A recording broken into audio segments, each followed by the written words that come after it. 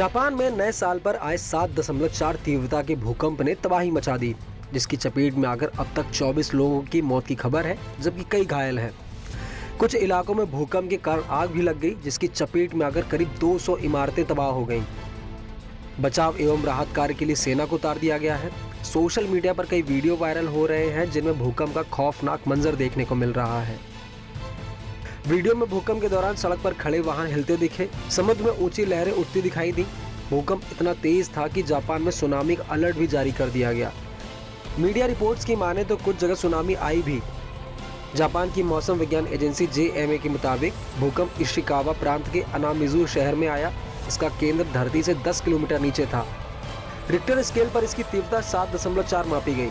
भूकंप के बाद इन इलाकों में सड़कें फट गईं, कई घर और इमारतें तबाह हो गए। करीब 34,000 लोग अंधेरे में चले गए। JMK के मुताबिक इस तगड़े भूकंप के बाद जापान में करीब 50 आफ्टर शॉक आए। भूकंप के बाद समुद्र का जल स्तर डेंजर लेवल तक पहुंच गया। लोगों से घर खाली करने तक की अपील की गई।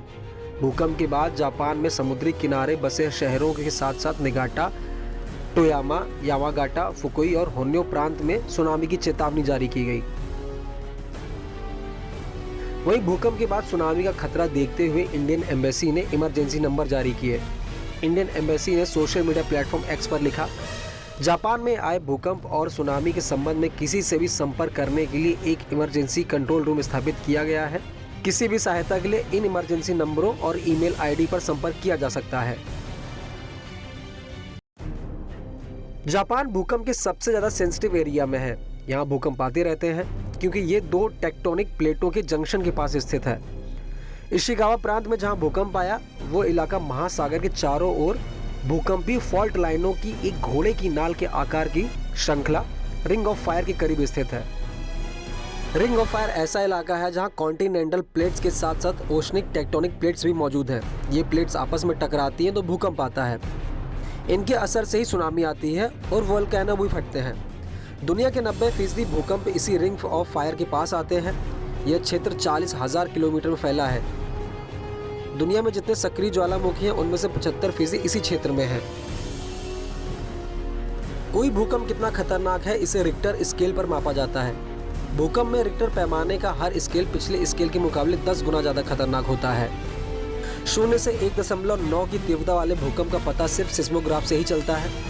2 से 2.9 की तीव्रता का भूकंप आने पर हल्का कंपन महसूस हो सकता है।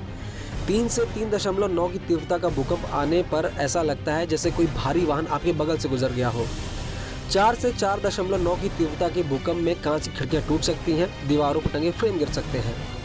5 से 5.9 की तीव्रता वाले भूकंप में घर का फर्नीचर हिल सकता है।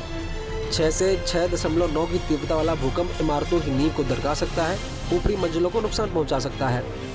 7 से 7.9 की तीव्रता का भूकंप आने पर इमारतें ढह सकती हैं, जमीन के अंदर की पाइपलाइनें फट सकती हैं। 8 से 8.9 की तीव्रता के भूकंप में इमारतों के साथ साथ बड़े बड़े पुल भी गिर सकते हैं। 9 या उससे ज़्यादा की तीव्रता का भूकंप तबाही मचा सकता है। अगर आप मैदानी इलाकों में हैं तो आपको धरती हिलती हुई दिख सकती है और समुद्र में सुनामी आ सकती है। जापानी मीडिया की माने तो भूकंप के बाद फुकुशिमा न्यूक्लियर प्लांट पर पैनी नजर रखी जा रही है, क्योंकि जापान में मार्च 2011 में 9 तीव्रता वाले भूकंप के कारण जबरदस्त सुनामी आई थी। तब उठी सुनामी की लहरों ने फुकुशिमा न्यूक्लियर प्लांट को तबाह कर दिया था। इसे पर्यावरण को नुकसान के लिहाज से बड़ी घटना माना गया था। तब समुद्र में उठी 10 मीटर ऊंची लहरों ने कई शहरों में तबाही मचा दी थी, जिसमें करीब 18 से 20 हजार लोगों की मौत हो गई थी।